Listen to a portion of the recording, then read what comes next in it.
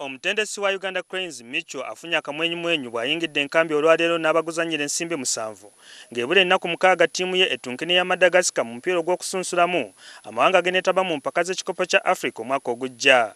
Ku bazannyi 35 Micho be yayita olwaleero abaddeko n'abazannyi 20 ate ng'abalala basuubirwa okumwegattako olunaku lw'enkya.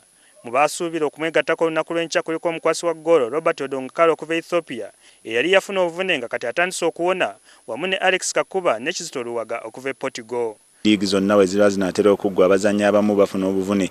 So obuvune obumu buba bwa time nnene, obulala buba bwetaagisa akaseera katono. Onyango n'Odonkala bafunyeemu obufunye emipiira gyabwe gye bazannyeeko emabega awo era tusuubira nti tebwabadde bubi nnyo. Bombi batandise okuddamu okutraininga era tusuubira bajja kuba bulungi Sande bweneetuukira. Yettono Oduni Hamani Waswa okuva mu KCC balabika nga bawandusa olw'obuvune kw'ossa ne Geoffrey Massa ne Moses Soloya abagusambira ensimbi. Abagusambira ensimbi ababaddewo olwaleero kuliko Henry Kalungi okuva mu Amerika, Martin Mutumba okuva e Turkey, Joseph Ochayo okuva e Ghana, Hamis Chiza ne Emma Ukwi okuva e Tanzania wamu n'abavudde Kenya okuli Dan Serunkuma, Khalid Awucho ne Geoffrey Kizito.